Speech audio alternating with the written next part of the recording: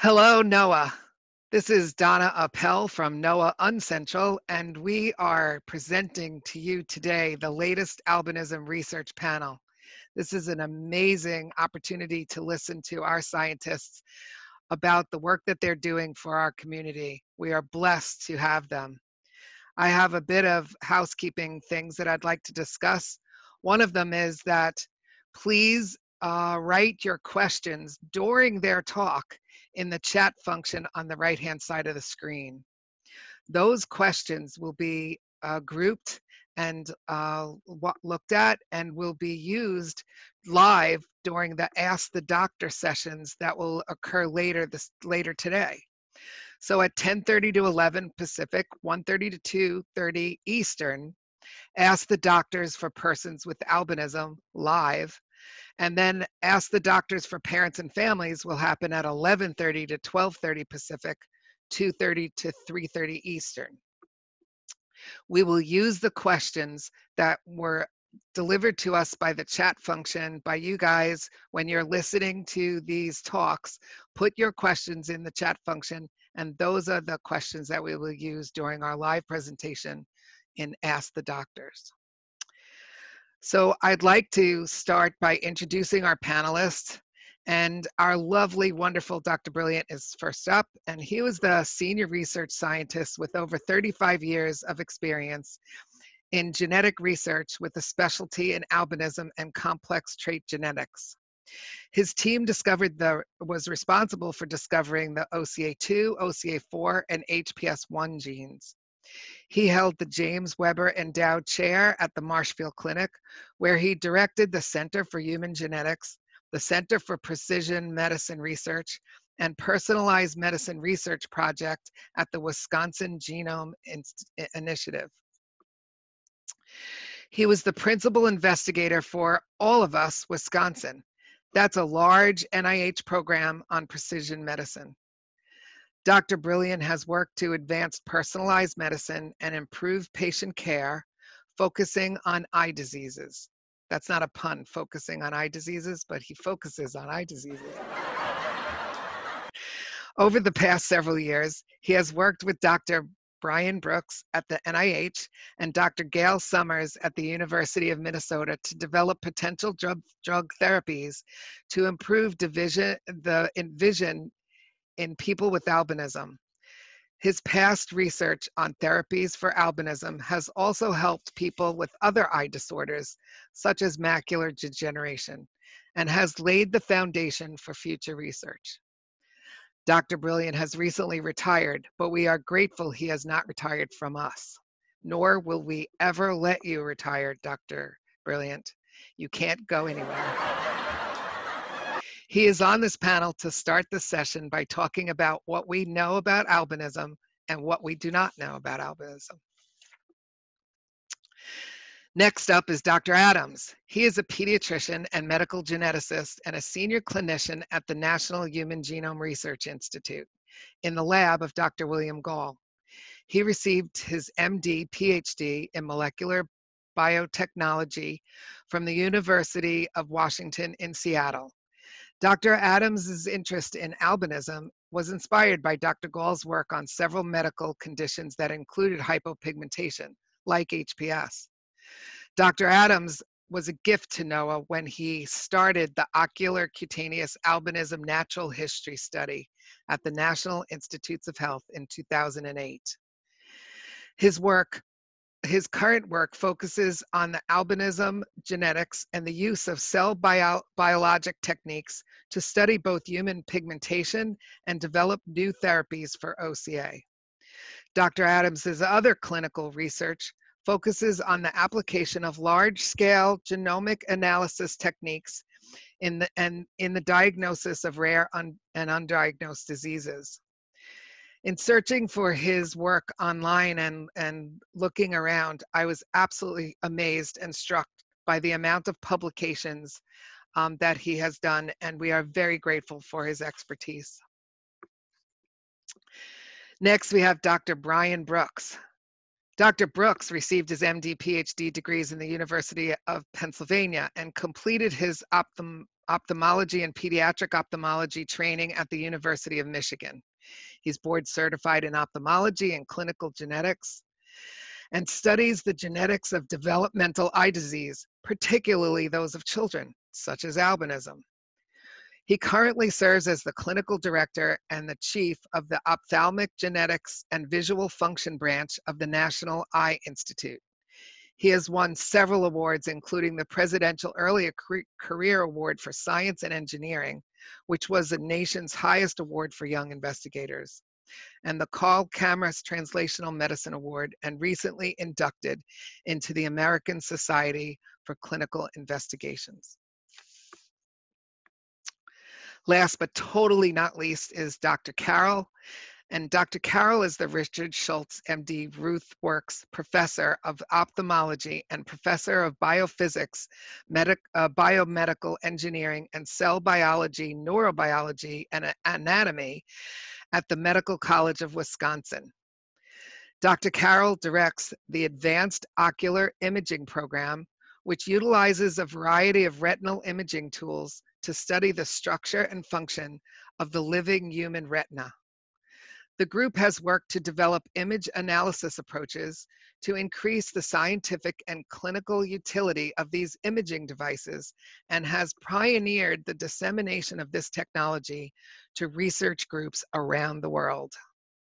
Dr. Carroll and his teams have been at the forefront of the clinical applications of these adaptive optic retinal imaging with over 160 peer-reviewed publications. His work focuses on a broad range of inherited retinal degenerations and has a particular interest in understanding the relationship between foveal structure and visual function in albinism. Dr. Carroll serves on several editorial boards, and he has received tons of awards. His research is funded by multiple grants from the NIH, as well as several public and private foundations, including Vision for Tomorrow and Foundations Fighting Blindness. All of these bios are at length on our website, so when you are wondering who is who, you can always go back to the bios that appear on our websites.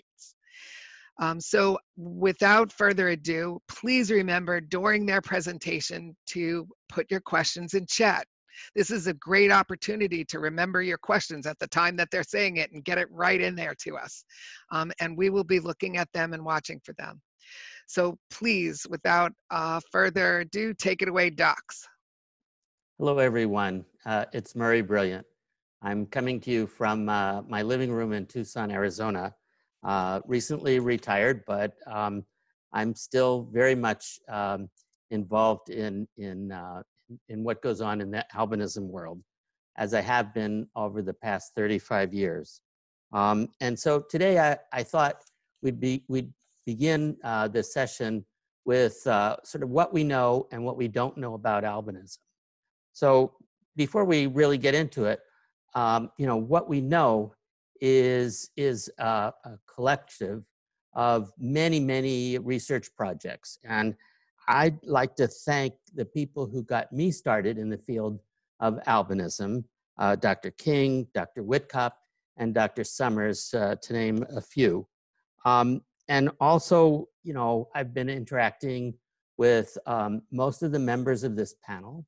And their research is really, really exciting. And you'll see that in just a few minutes. But I also want to thank you, the NOAA community, the albinism community, for all your help and support over the years, in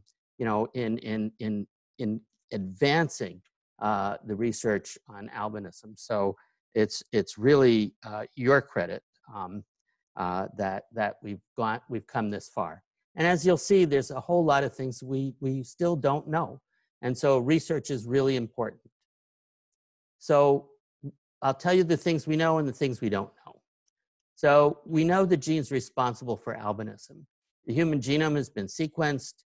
We've identified genes responsible for albinism. But we still can't explain the cause of albinism in some people. Why is that so? We just don't know. We know that albinism affects vision, and You people who have albinism know that in great detail. But we don't know all the specific details of why people with albinism have issues with vision. We don't know, for example, exactly when that occurs. We don't know exactly what tissues are involved. We know some of the tissues. We don't know, for example, why some people who are very, very lightly pigmented have excellent vision, whereas people with albinism and have significant pigment have terrible vision. We don't know the reasons for that. We don't know how the anatomy of the eye and the visual system into the nervous system. We don't know all of those things, why all the various issues with vision occurs. And with your help and with the great research of the people who you'll hear from shortly, we'll know a little bit more. We also know that we have some drugs that might improve vision. That's really incredible. In the 35 years that I've been researching in albinism, this has been our big hope. However, we still don't know how and when to safely intervene, or if any of these drugs will actually work. So stay tuned. The future is really bright because we've come a long way. And I think in a few short years, we will have some incredible ways to help people with their vision who have albinism. So let's get to some of the basics and some of the things that we know. Albinism is a congenital, meaning from birth, genetic, meaning it's encoded by DNA, abnormality of melanin, which is that pigment, melanin synthesis, in which the amount of melanin is greatly reduced or absent. And it always, always includes specific abnormalities of the eye and visual system. There are many different genes that are associated with albinism. There's oculocutaneous albinism, or OCA. That is albinism that affects both the eyes, the skin, and hair. There's ocular albinism, which primarily affects vision. And then there's albinism plus other features, for example, Hermansky-Pudlak syndrome. Now, this slide, I'm not going to ask you to remember all of this, but this slide summarizes a lot of research by myself and many of my colleagues as to how melanin is synthesized and how the different genes encode proteins, enzymes, and what we call transporters to achieve the synthesis of melanin. And so this, again, looking back in the past 30, 35 years, this is really an incredible amount of information that we have now. We have all of these different genes and their protein products that are associated with albinism and differences in overall pigmentation. One of the main features, I think, that's really important to know is that melanin starts with the amino acid tyrosine. It has an intermediate product called DOPA, or L-DOPA, and ultimately this gets converted into melanin. It's a lot more complicated than that, but this is a simplified version. And if we look at the different forms of albinism, all of the OCAs that we know of result in reduced or absent melanin. And to make melanin, you also have to make this product, intermediate product, called DOPA. And in addition to that, the ocular albinism 1, the X-linked gene, OA1, that albinism is caused by an absent receptor for DOPA. So this signaling from DOPA to this receptor is critically important for normal vision. We also know that albinism is kind of a spectrum, and that we go from people who have absolutely no melanin all the way to people who have a lot of melanin but still have albinism. And so we don't know what that threshold is really. And that's important to know. And so what we're finding is that there is a whole spectrum of albinism, not only in what people look like who have albinism, what their skin color and their hair color is, but also about their vision. And this is one of the things that we need to understand better, is how does genetics play a role and other factors play a role in ultimately determining what a person with albinism, what their vision is going to look like, what it's going to be. And we also, as part of that threshold, if we think about, melanin in a cup, how much do we have to fill that cup up to get normal vision? And this is really important. And is it the melanin? Is it the dopa? Is it a number of other things? We just don't know. And I would say that, again, the future is bright. The talks that you'll hear after this start to address some of these issues. And I think that we will be able to come up with, in some future date, ways to improve the vision of people with albinism. So with that, I'd like to thank also NOAA and the members of this panel, many of whom are my close colleagues. And although I'm retiring, I would say that you're in good hands with the researchers and colleagues of mine who will carry all of this research in the future. Thanks. My name is David Adams. I'm a researcher at the National Human Genome Research Institute at the NIH in Bethesda, Maryland, and I would like to thank the organizers of the NOAA conference for giving me an opportunity to talk with you today. I'm a pediatrician and a geneticist. I've been working on albinism research since about 2008, and I'm a member of the William Gall Laboratory. So Dr. Gall studies many things, and those include Hermansky-Pudlak syndrome and Chediak-Higashi syndrome, which, as many of you know, are associated with albinism. This is a slightly older picture from myself. I included it so that you don't have to endure my shaggy current COVID haircut. I'm going to discuss with you today the Albinism Natural History Study at the NIH. The primary aim of a natural history study is to expand knowledge. For instance, how does albinism affect people? Does albinism change over a person's life? What more can be learned about the biology of albinism? Further important questions include, what opportunities are available to treat albinism, and how would you know if a treatment worked? When I talk about treatment today, I'm really going to be focusing on vision, because we're interested in how we can develop methods to improve a person's vision or improve the trajectory of visual development for a child who's born with albinism. The study was open from 2009 to 2019. We saw 139 study participants with albinism and 210 participants overall if you include family members. The first participant was seen in February of 2009, and the ages of participants ranged from 1 year to 74 years.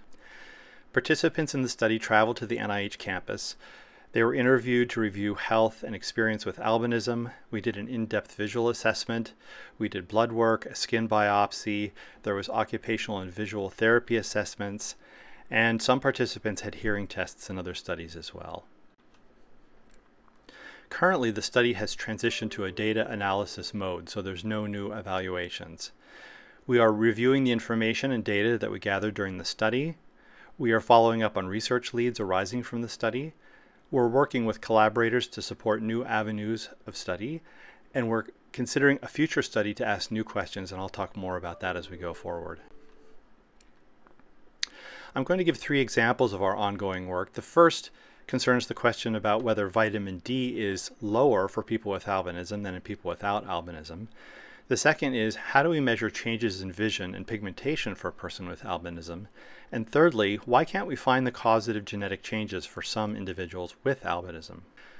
Vitamin D supports bone health and other important body systems. Exposure to mild amounts of UV light, even a few minutes per day, contributes to normal levels of vitamin D. However, we know that UV restriction can contribute to low vitamin D levels. And that comes in part from studies of a condition called xeroderma pigmentosum.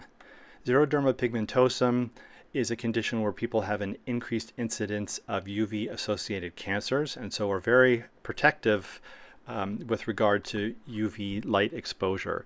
And we know that vitamin D deficiency is much more likely in people with xeroderma pigmentosum. So our question was, for people with albinism, does sun protection create a predisposition to vitamin D deficiency? This is a challenging question. Instruments for measuring vitamin D change over time. Some people take vitamin D supplements. And so we looked to see if we could get a clue from our natural history study data.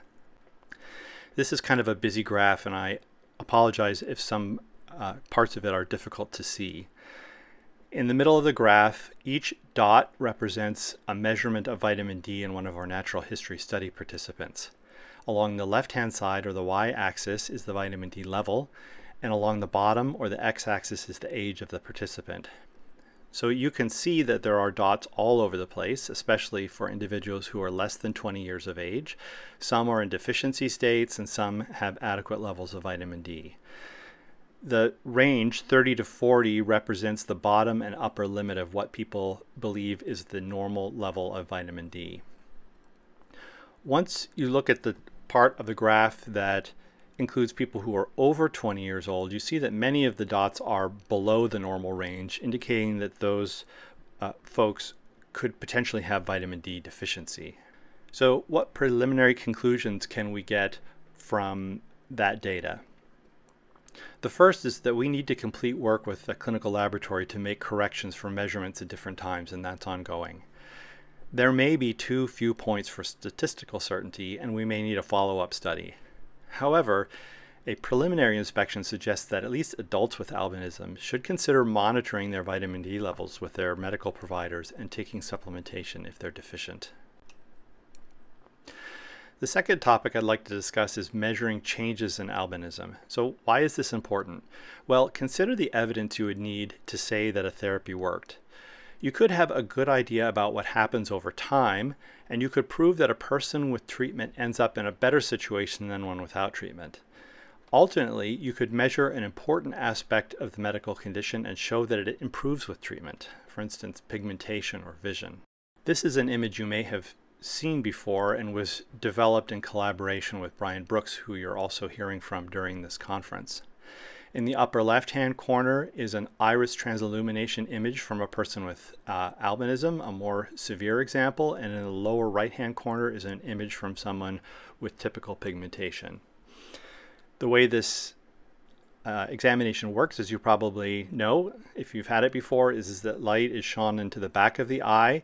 If that reflected light comes through the pigmented part of the eye, or the iris, that suggests that there's reduced pigment, and that's consistent with albinism.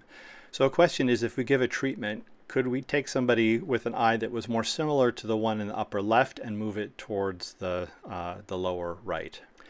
Transillumination measurement is challenging. The exam can be uncomfortable because of the bright light. The angle of the light is critical, and so you can have variation between measurements.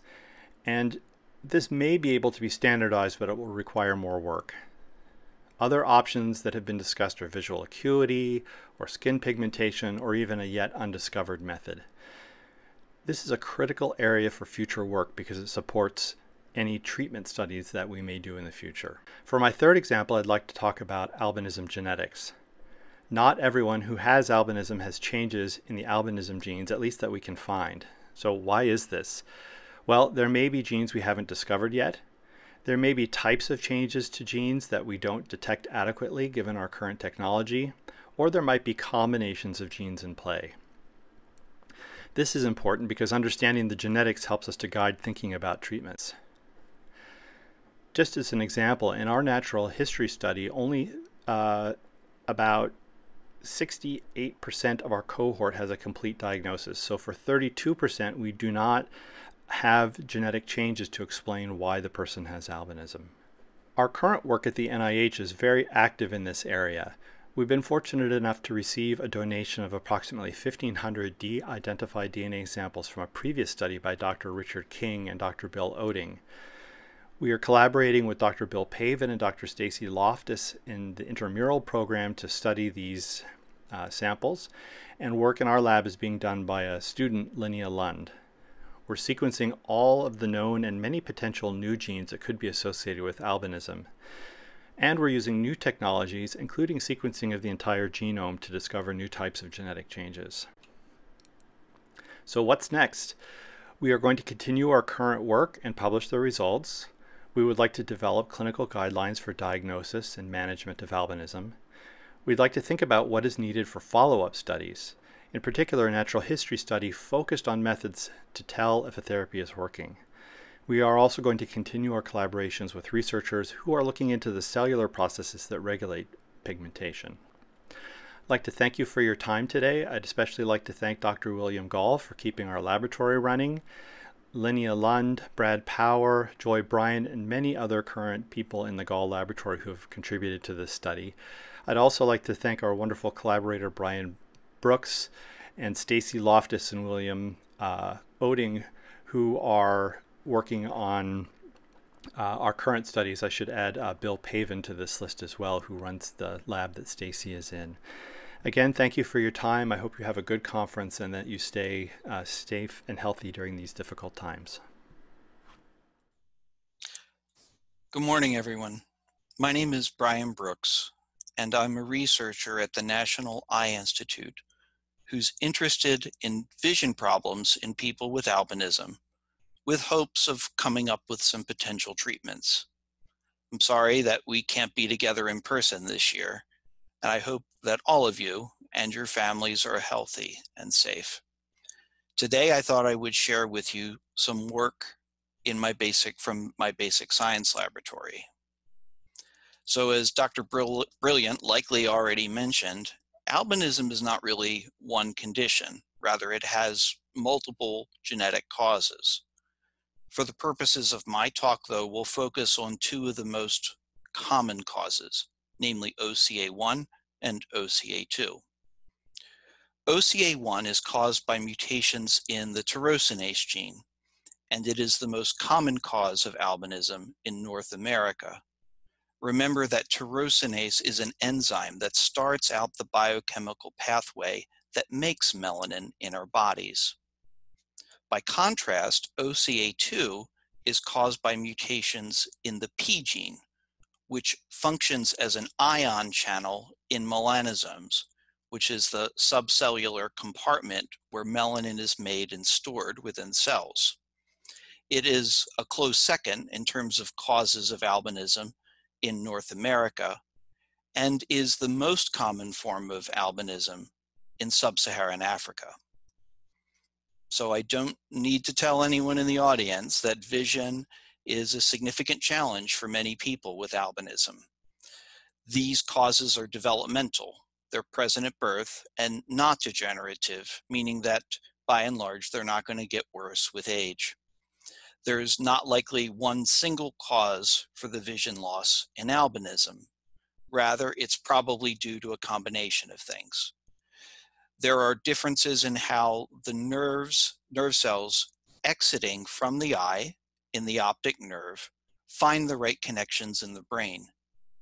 These form very early, during the first trimester of human gestation.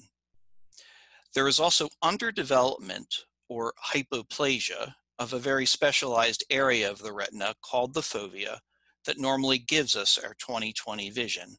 More about that in a moment. After a few months of life, involuntary movements of the eye or nystagmus can develop. This nystagmus is a result and not the primary cause of vision loss in albinism. However, its presence likely degrades the images that we see slightly. It is more common as well for kids with albinism to need glasses. And although the glasses will not correct most of the vision problems in albinism, my friend and colleague, Dr. Gail Summer, has shown nicely that keeping close tabs on kids and having a low threshold for prescribing glasses likely improves their visual development, preventing something called amblyopia, or lazy eye. Lastly, lack of melanin pigment in the front and back of the eye likely allows for more stray light to enter the eye and make glare more of a problem. Now, when we look at the back of the eye, we can see the optic nerve that connects the eye back to the brain, as well as the retinal blood vessels. In the central part of the retina, where light is normally focused, is called the macula. And at the very center of the macula, we see the fovea. We can pick it up normally on eye exam by the slightly more pigment that's present there, making it appear a darker shade of red or orange. This tiny area is what gives us our 20/20 vision, and it is not fully developed in albinism. Now, if we do a cross-section through the fovea and look at it under a microscope, we can note a couple of things. One, the fovea appears like a pit or a dimple where many of the cell layers that form the inner parts of the neural retina are pushed aside to allow light to directly hit the light-sensing cells or cones. My friend Dr. Joe Carroll has done a lot of nice work studying the shape of this pit in people with albinism and in control subjects, and has shown that there is a great deal of variability in the shape of this pit, and that the actual depth and dimensions of the pit are probably not all that important in determining what someone's vision will be. Two, beneath the neural retina, there are two pigmented layers of cells where melanin is formed. The closest to the retina is only a single cell layer thick and might be a little bit hard to make out on this slide. It's called the retinal pigment epithelium, or RPE. The melanin pigment in the RPE forms early during the first trimester of gestation. Beneath the RPE is a layer rich in blood vessels called the choroid. The choroid also contains a lot of pigment-forming cells, or melanocytes, and the pigment in these cells develops later in development. You can see that this pigmented layer is a lot thicker than the RPE, and it is that layer that we are mostly seeing when we look at the back of the eye. So all this leads to an interesting scientific question, namely, why does lack of melanin pigment in these pigmented outer layers of the eye lead to abnormal development, such as foveal hypoplasia, in the inner part, the neural retina, where pigment is not normally made? We might hypothesize that reduced melanin during development in the pigmented layer closest to the neural retina, the RPE, causes one or more things to be different about these cells, and that these differences lead to failure of the fovea to develop. Some obvious choices would be small molecules that are made in the RPE and that are released from the cells, where they can then interact with the cells of the developing retina. One factor proposed by Drs. Brilliant and Summers that is almost certainly involved is an intermediate in melanin formation called L-DOPA. There may, however, be some additional differences. One last important point to cover is that the fovea, although it begins to develop in utero, continues its development after birth, probably for at least the first couple years of life. This is important because it implies that vision problems in albinism might be, in part, treatable if we knew what to do and we were able to act early enough. What would this look like? Well, maybe we could identify every baby born with albinism in the nursery as part of some kind of expanded newborn screening. We would want to make sure that we confirm this diagnosis, but once we were sure, maybe we could enact a treatment, perhaps only for a relatively brief period of time in the child's development, that would nonetheless have a durable, beneficial effect for the child. But how can we study that exactly? People are kind of using their RPE cells, and even if we could get at the RPE cells, it would require a major eye surgery. The answer to this question came around 2007 with the advent of a technology called induced pluripotent stem cells, or iPSCs. So the kind of stem cells many of you are probably familiar with is embryonic stem cells, or ES cells. You all know that we all begin life essentially as a ball of cells that grows to become a human fetus. The way we become a fetus with a brain and limbs and a heart and such is that at some point in this growth, cells start to differentiate. They commit to a fate. At these very early stages, any one of these cells can form essentially any tissue of the body. You could, in effect, mix up the order of the cells in this initial ball, and you would still get a normal fetus. This property of embryonic stem cells is called pluripotency, where plura means many, and potency means the ability to become a specific cell type. It is through a process called differentiation that I just mentioned, where gradually individual cells begin to make the decision, I'm going to be a heart cell, or I'm going to be a brain cell. There's a lot of power, as you can imagine, in the fact that we can take these very early embryonic stem cells, culture them in dishes to essentially do that same kind of differentiation process as occurs normally in the embryo. So how do induced pluripotent stem cells differ then? The difference is that there is one extra step. Here, instead of starting with an embryo, we can start with any one of a number of cell types, such as skin cells or blood cells. We can then trick these cells growing in a dish to become like embryonic stem cells. This is done by introducing a few critical genes into them. This is the induced part of induced pluripotent stem cells. You are essentially deprogramming these starting cells. Once you have the pluripotent cells in a dish, the process is quite similar in that with various manipulations, you can reprogram these cells to become blood cells or gut cells or cardiac muscle cells, or in our case, RPE cells.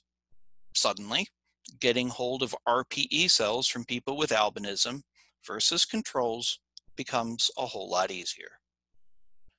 And that is just what we're doing. So here we have some cells reprogrammed from a person with OCA2 on the right side, alongside some cells derived from a person without albinism. Even at low magnification, you can appreciate that the OCA2 cells have considerable less melanin pigment than the control cells. At higher magnification, this is highlighted further, and you may be able to start to make out that the cells are roughly hexagonal, as RPE cells ought to be. And we've done that with cells as well from people with OCA1, as well as with cells from folks with OCA2. So we would hypothesize then that there is something that is similar between OCA1 and OCA2 cells that is different from what we would see in control cells with normal pigment, and that is represented by the small wedge where I put the arrow in this Venn diagram. Well, what kind of differences might we look for? Well, we can start by looking in detail at how these cells appear using various types of imaging. We could look at how these cells function. What is different about their electrical properties or the way they interact with retinal cells, etc. Lastly, we can drill down to ask, what are the differences in gene expression or in protein expression in these cells? Especially with this last point, we're hoping to identify druggable targets that could be used in future clinical trials. So stay tuned. Maybe by the next NOAA meeting, when we can hopefully be back together again in person, I'll be able to show you some updates on this project. And with that, I would like to thank the scientists in my lab who did the work, my collaborators without whom this work would without whose efforts this work would not be possible. And lastly, I certainly want to thank the people who supported this project, namely the folks at the Vision for Tomorrow Foundation, who provided some seed grant money for this project, as well as for you, the American taxpayer that supports the NIH. Thank you very much. Hello, my name is Joe Carroll, and I'm a researcher at the Medical College of Wisconsin. I'd very much been looking forward to meeting all of you at the NOAA convention in California, but that's not possible under the current circumstances. Hopefully, this virtual presentation is still helpful for you, as I'll be describing some of our recent research advances on retinal structure and albinism. Before I begin, I want to take a moment and acknowledge the entire Advanced Ocular Imaging Program, or AOIP, for their contributions to this work. In addition, I want to acknowledge our funding sources, and in particular, much of the work I'll discuss over the next 10 to 15 minutes or so was supported by your tax dollars, the National Eye Institute, as well as support from the Vision for Tomorrow Foundation. I also want to acknowledge the efforts of Dr. Erica Wirtz. Erica recently completed her PhD and is now back at medical school to complete her last 2 years of training. A good deal of the data presented here was generated by Erica. Finally, I'm fortunate to have a number of collaborators outside of the AOIP who contributed to the work I'll be talking about today. Within the AOIP, our research efforts in albinism currently focus on 3 main areas. First is characterizing foveal anatomy. Second is examining the rod photoreceptor mosaic. And third is developing tools to measure melanin. To do these things, we use non-invasive imaging tools like optical coherence tomography and adaptive optics imaging to visualize retinal structure. The human fovea has a number of important anatomical specializations. In fact, the word fovea means pit in Latin. This foveal pit forms from the excavation of inner retinal layers, such that at the fovea there are normally no inner retinal layers present.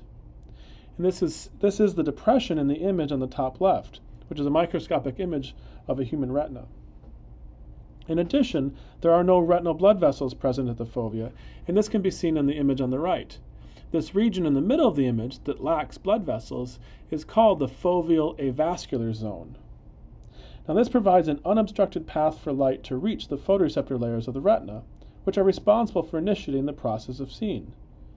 And there is a non-uniform distribution of these photoreceptor cells across the retina, with the fovea being comprised nearly exclusively of cone photoreceptors, while areas outside of the fovea are dominated by rod photoreceptors. And as you may know, cones provide support for our high acuity daytime vision, while rods are more sensitive and allow navigation in very low light levels. Over the past few years, we have begun to understand how these specializations are different in individuals with albinism. What I'm showing here are retinal thickness maps along the top, and you can see the absence of a foveal pit for the 2 subjects on the right. This is called foveal hypoplasia. The middle image is a cross-section through this thickness map, as if we'd sliced the retina and flipped it on its side, and you can again appreciate that there's a lack of normal excavation of the inner retinal layers in these 2 individuals with albinism. Likewise, both of these retinas lack the foveal avascular zone. The images in the bottom show that the retinal blood vessels persist throughout the foveal region, in contrast to the individual with normal vision shown here on the left. However, this picture of the fovea in albinism is evolving. We and others have uncovered enormous variability in foveal anatomy in patients with albinism. In fact, one of the 2 OCT scans on the right is from someone with OCA type 2, and the other is from someone with normal vision. Hopefully you can appreciate how similar they look. We're now in a world where we understand that not every fovea is the same, both within patients with albinism and between patients with albinism and individuals with normal vision. And what we're interested in is whether the foveal structure can be used to predict visual function. This could be quite important since the fovea can be so easily imaged, even in infants. A group in Leicester has developed a grading scheme to describe the relative maturity of a given fovea using OCT imaging. For example, a fovea that has grade 4 hypoplasia is lacking all the normal foveal specializations, while a fovea with grade 1 hypoplasia has all but one of the expected foveal specializations. And while individuals with grade 1 foveas generally have better visual acuity than those with grade 4 foveas, there is significant overlap between the grades. And what this means is that simply grading the fovea is not a perfect predictor of visual acuity. Our idea was to develop quantitative measures of foveal anatomy as better predictors of visual acuity in albinism. One of the more important elements of the fovea is the increased packing of cone photoreceptors. Remember, the fovea is nearly exclusively comprised of cone photoreceptors, and these again are the cells that we use for our high acuity daytime vision. Now at birth, shown here on the left, foveal cones are short and stubby. But as the fovea develops and matures, these foveal cones elongate, and that's shown here on this schematic on the right. So in some ways, the length of these foveal cones can be thought of as really a direct measure of the relative packing density and thus the relative maturity of a given fovea. Now using OCT, we can estimate the length of the foveal cones, and here I'm showing a picture of some of the software we developed with the support of Vision for Tomorrow. When we look at the length of the cones, we found considerable variation across patients, but also between patients having the exact same foveal hypoplasia grade. And what this tells us is that labeling a retina as having, say, grade 2 foveal hypoplasia masks very important information about the actual underlying foveal anatomy in those patients. Now similarly, we can look at the extent to which the inner retinal layers have been excavated. The image here shows an individual with severe foveal hypoplasia. Each layer is a different cell type, sort of like the layers of a cake. Again, the top layers here, which might be your frosting on your cake, are those inner retinal layers that transmit information from the photoreceptors onto the brain. As we saw earlier, these layers are usually absent from the fovea, but remain present in albinism and are what result in the condition of foveal hypoplasia we've been discussing. But if we measure the thickness of these different layers, the thickness of these retained inner retinal layers, and if we do this with many patients with albinism, we can see that the plots on the right show that most patients have quite considerable inner retinal layer thickness at the fovea, marked as the 0 on this axis here. But there's significant variability among patients. This is another marker of the overall maturity of a given fovea. How much inner retinal layer is persistent at the fovea. Now it can be seen a little bit easier if I show you some individual plots from patients with albinism. The retina on the left has a more uniform inner retinal layer thickness across the fovea and might be considered to be less well developed than the retina on the right, which has partial excavation, actually almost near complete excavation of those inner retinal layers. And so these might be thought of as being more mature retinas. And just like with the length of the cones of the fovea, this inner retinal layer thickness varies within and between foveal hypoplasia grades. This again emphasizes that these foveal hypoplasia grades may be masking important information about underlying foveal anatomy. And we believe that this lack of personalization of the grading of a fovea explains why foveal grade alone does not perfectly correlate with visual acuity. However, we also have evidence that there are downstream differences in the brain that affect visual acuity in patients with albinism. So it will be important to combine measurements of the retina and the brain in order to develop a more complete understanding of the anatomical basis of reduced visual acuity in albinism, and this is work that we're continuing today. Now another area we're interested in deals with rod photoreceptor cells, and they tend to get ignored in albinism research. Though it is possible that disruptions in the rods could affect other aspects of vision, such as light sensitivity or nystagmus. There have only been 2 studies looking at the retinal tissue in patients with albinism, and they both proposed altered rod structure in albinism. And this is supported by some studies of animal models of albinism. And it's now concluded that rod numbers are reduced approximately 30% in patients with albinism. we're able to use adaptive optics imaging to resolve both rod and cone photoreceptors.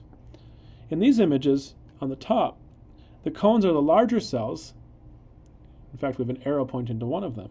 And the smaller cells in between are the rod photoreceptor cells. These are smaller than the diameter of a human hair, or about 2 microns.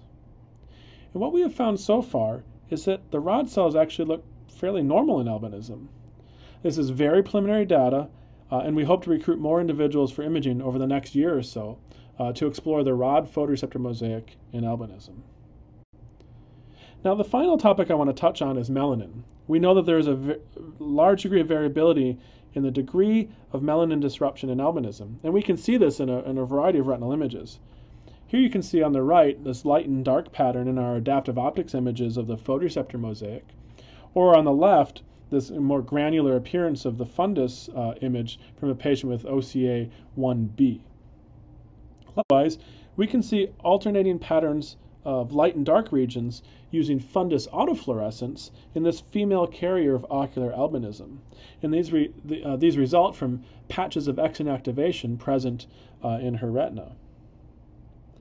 But we and others are interested in understand how this amount of retinal melanin may or may not correlate to the decreased vision in albinism or the altered retinal anatomy in patients with albinism. For this, we actually turn to zebrafish, as we can image them with some of the exact same tools that we use in our patients. But we have the power to change their melanin genetics in a very controlled fashion. And here I'm just showing a picture of one of our little zebrafish positioned underneath our optical coherence tomography machine. And here again on the right, you can see the OCT image actually looks pretty similar to that we saw in our humans. What I'm showing on this slide is a picture on the top left of a fish with normal pigmentation, and right next to that is a fish with albinism. Now the image on the far right is from a fish that's been genetically engineered to have alternating regions of normal and abnormal pigmentation, almost like that female carrier of ocular albinism I showed a couple slides ago. And we recently developed a new type of OCT in collaboration with Dr. Melissa Scala at the University of Wisconsin-Madison called photothermal OCT. And that's the green signal shown here on top of the OCT images.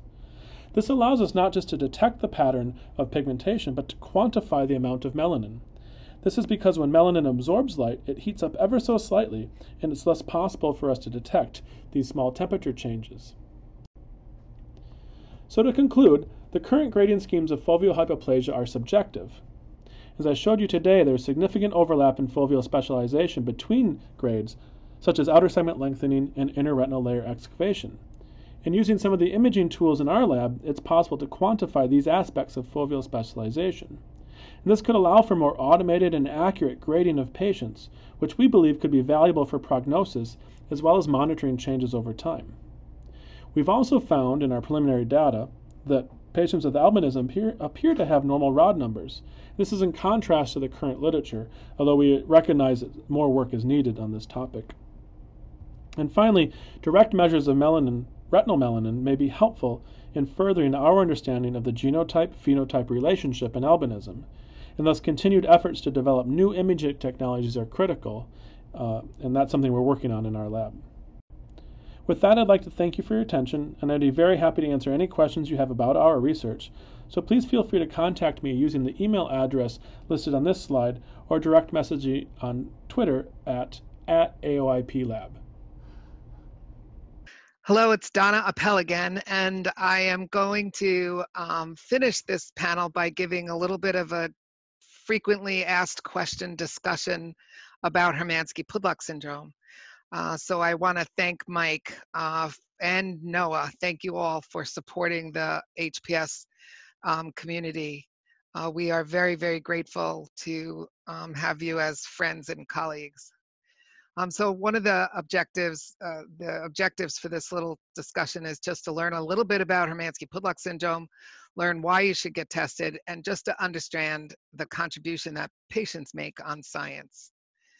So Hermansky-Pudlak syndrome was a type of albinism that was found in 1959 by a Dr. Hermansky and Dr. Pudlak when he looked at two unrelated individuals with albinism. One of them had pulmonary fibrosis, and so it was decided then by them that they would name this syndrome Hermansky and Pudlak, much to our dismay, because that's a really stupid name.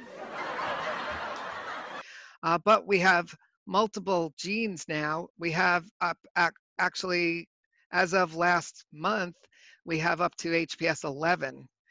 So that means that it's a single gene disorder. So one gene causes it in the person, but there are 11 different types that can cause this gene problem. So a person could have HPS type 1, or someone could have HPS type 2, HPS type 3, all the way up to HPS 11. Presently, we have people with HPS from 35 countries. We also have 10 additional reported countries. So that's 45 countries that have people with Hermansky-Pudlak syndrome in them. So what is this all about? Basically, people with albinism, I kind of call it regular albinism, or people with the primary pigment genes, have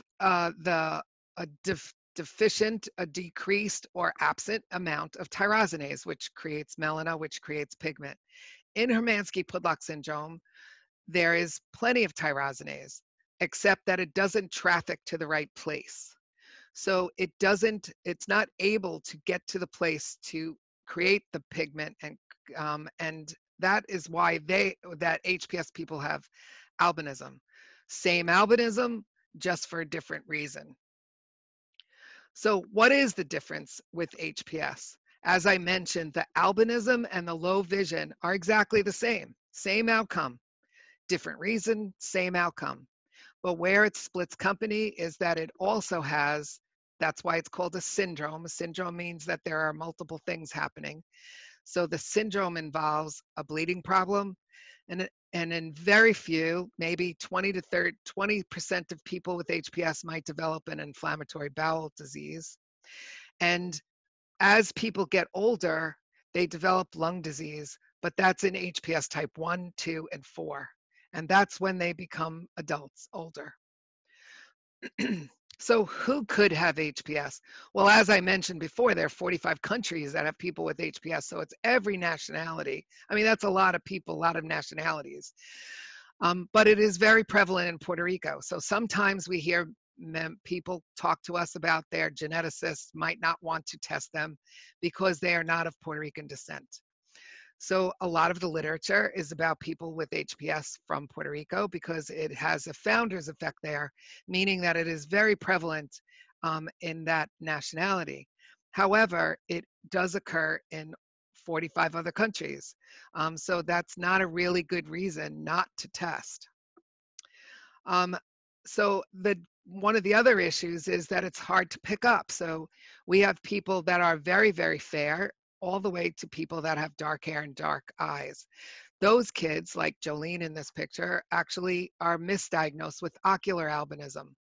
Ocular albinism in her eyes, looked at by an ophthalmologist, but nonetheless, that's only a geographical description of where that albinism is. It's not a genetic description. So the HPS, you cannot look at a person and decide what type of albinism they have. Oftentimes people call me and they'll tell me that, you know, their doctor might have said that they have this type of albinism or that type of albinism, and they've never even had their genetics done. So it really takes gene testing to know what type of albinism that you have. So along that line, who wouldn't have HPS? Well, those people that actually were gene tested with another type of albinism, so for instance, they have OCA type 1 or OCA type 2. They have a genetic test that says that they have a gene that causes their albinism. Those people wouldn't have Hermansky-Pudlak syndrome, quite likely, because it takes a gene to cause the albinism, and it would be the ocular cutaneous genes or the HPS genes that would cause the albinism, one or the other. It's not a situation of both. It would be one or the other. In genetics, you can never say never, There's a lot of doctors on this panel about genetics, and I have learned never to say never because there could be spontaneous mutations and the like. But if you have your gene that says that you have OCA1 or OCA2, then you're not going to have HPS, quite likely. So those are people that don't really need to be tested. So people have actually self-diagnosed, kind of come to me when they have had easy bruising or nosebleeds. A lot of times it's like during tooth extractions or wisdom tooth time when you're removing wisdom teeth that people get into trouble. But little ones have had ear tube surgeries and had bleeding from that. And they've had spinal taps and had a lot of excessive bleeding from spinal taps for fevers. And then any kind of accident or dog bites or any kind of situation like that. And teenagers can have be thought that they would be sometimes not doing well in school or lazy, and it ends up that they're like anemic from heavy periods. And certainly childbirth is an emergency if you don't know that you have Hermansky-Pudlak syndrome. So these are situations that people have called us. They have albinism, but they have this thing happen, and we kind of launch them on the odyssey to try to figure out whether or not they have Hermansky-Pudlak syndrome. So how do you get tested? So Hermansky-Pudlak syndrome, as I said, involved a bleeding problem, and that bleeding problem is caused by a platelet defect. Platelets are materials that float around in your bloodstream with your red cells and your white cells, and they're in charge of trying to help you clot. Normal platelets actually look like chocolate chip cookies. I relate everything to food. As you can tell, maybe not looking at my head, but the rest of my body, I love food. So everything I relate to food. So platelets look like a chocolate chip cookie. And those chips are actually compartments that hold chemicals, ATP, serotonin, calcium, and some other stuff. Not too important, except that because calcium is in there, it makes those compartments, those little sacs, opaque. You can see them on an electron microscope. In Hermansky-Pudlak syndrome, the platelets look like butter cookies. There are no chocolate chips. And that is the test for HPS, one of them. That is taking the platelets, looking at them under an electron microscope, and seeing that they lack dense bodies, these chocolate chips. We're really excited that we now have that test easily done. Any doctor can write the prescription for it. You can go into a laboratory, get it tested. And basically, there are a couple of issues with it. It can only be done on a Monday, Tuesday, Wednesday. Kind of has to be done in a big laboratory because it has to, we recommend that it has to try to get to the Mayo Clinic where our specialist is for this test. So anytime that anybody's interested, please don't hesitate to call us and we will help you through that. The better test obviously would be like genetic testing, would be finding out what gene type you have in albinism. That sometimes is cost prohibitive. Sometimes it's not covered by insurance. Sometimes you might not find the answer because maybe the genes aren't available. We know that we have HPS people that don't have HPS 1 through 11. So we know we have genes outside the 11 genes. So we're not kind of done finding them. In some respects, genetic testing is certainly going to be the gold standard, hopefully someday. And in the meantime, we can screen with a less expensive, quicker PTEM test and then move on to genetic testing, or by all means, go right to genetic testing and try to find the answer that way. But why should you get tested? Well, certainly if you have albinism and you don't know what gene type you have, there's something that might say, well, how do you know you don't have HPS? Well, with that thought, how do you know you don't have a bleeding problem? And until you go through some untoward event in your life, like an accident or have to have a surgery, you might not know whether you have a bleeding problem. And that's not a great place to be. The other thing is that over-the-counter medications can cause the bleeding problem to be worse. Primarily NSAIDs or Motrin. Baby and infant Motrin are given to children with albinism, and that's not a great thing until you know whether or not you don't have HPS. So it might be a good idea to test. Quite often the hallmark is that if you see some bruising. And I have to say that even if you don't get to testing, you need to know that HPS exists in your world. So you need to just know what HPS is and know that it's a possibility. And then you're ready to handle, life as it comes upon you. If you don't know the genetic type of albinism that you have, then you have to know what HPS is and that it is a potential issue. And until you're sure, that you should actually make it your business to know what HPS is so that you can keep yourself safe. And I just want to mention another thing that comes up all the time is that if I have one child with HPS, is my other child with albinism, do they need to be tested? Do they have HPS? And the answer is no. If you're carrying the HPS gene in your family and you have another child with albinism, because just like in regular albinism, with HPS, there is a 25% chance with each and every conception that you have a child with the same condition. So in this case, if you have a child with HPS, your other children with albinism will have HPS. Point making that nobody with HPS doesn't have albinism. Every single person with HPS has albinism. Not every person with albinism, thank God, has HPS, but everybody with HPS has albinism. So I just want to say on the upside and the upswing is that we are doing tons of research. We're very excited. It's amazing that if you grab a bunch of people and try to get them organized, they can affect science. So we are very active in the research arena and trying to get treatments and a cure. We want to just end this and be done. So we're working really hard. God bless the NIH for the work that they're doing, and they're actually working on a drug that might be helpful for the lung disease in HPS. And we're also very actively involved in gene therapy research. We're very excited for our future, actually.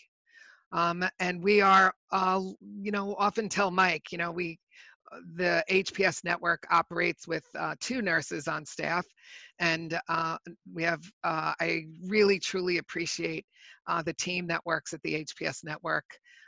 They are wonderful, Renee and Jotina and Kim, and Valerie is the other nurse that's on staff, so it's kind of like the nurse's office for the albinism community. God bless Valerie, because she did go back and take care of units of COVID patients, and I just wanted to take this moment, being an RN, and sending the thank you out to all the RNs in the community that are listening to this talk. God bless you all, and thank you so much for caring for everybody during this pandemic. You're amazing. You're my heroes. You're my sisters and my heroes and brothers.